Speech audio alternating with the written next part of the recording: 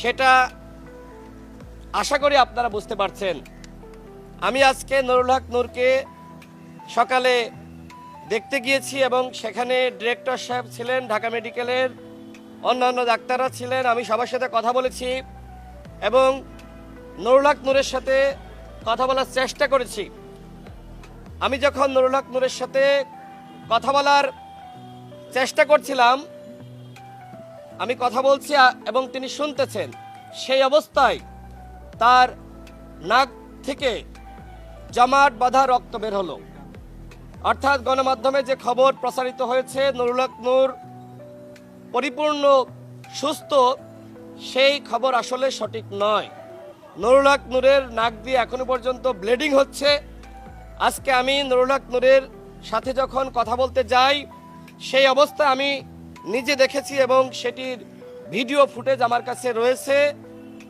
নুরুল হক নূরের চোখের নিচে এখনো পর্যন্ত আঘাতের চিহ্ন, তার দুই মাড়িতে প্রচণ্ড পরিমাণে ব্যথা, তিনি কথা বলতে পারছেন না এবং একই সাথে তার মগজের উপরে যে হাড়, অত্যন্ত নরম হাড়, সেই নরম হাড়েও আঘাত লেগেছিল, সেটি ক্ষতিগ্রস্ত হয়েছে।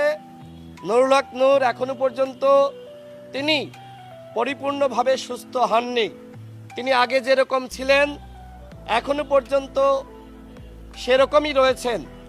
গতকাল রাতে তার পেটে প্রবলেম হয়েছে, মানে তিনি শারীরিক অবস্থা আরও বেশি অবনতি হয়েছে।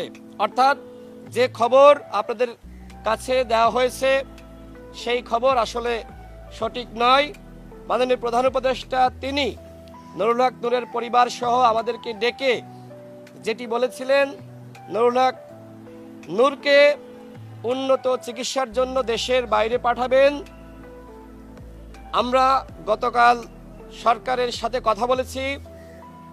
পরিবেশ উপদেষ্টা সৈয়দা রিজওয়ানা আপা আমাকে জানিয়েছেন ইতোমধ্যে স্বাস্থ্য মন্ত্রণালয় এ বিষয়ে কাজ শুরু করেছে। শীঘ্রই নুরুল হক নূরকে দেশের বাইরে উন্নত চিকিৎসার জন্য পাঠানো হবে।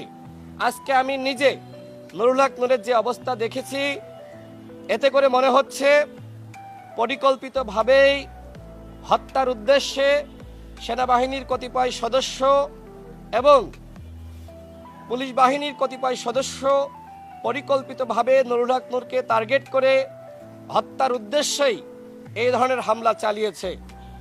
আমরা সরকারকে জানিয়েছি এই হামলার বিচার হতে হবে। আমরা গতকালও বিক্ষোভ সমাবেশের মাধ্যমে সরকারকে বলেছি, যেহেতু জাতীয় পার্টি ফ্যাসিবাদের দোসর এবং তাদেরকে কেন্দ্র করেই তাদের রাজনীতিকে আবারও পুনর্বাসিত করা নিয়ে একটি পরিকল্পনা ছিল, সেই পরিকল্পনার বিরুদ্ধে যেহেতু নুরুল হক নূর সহ আমরা কথা বলেছি, মুখোশ উন্মোচন করেছি, তাদের পরিকল্পনা ভেস্তে যাওয়ায় মূলত নুরুল হক নূর সহ আমাদের শতাধিক নেতাকর্মীর উপরে এই ধরনের আক্রমণ করা হয়েছে।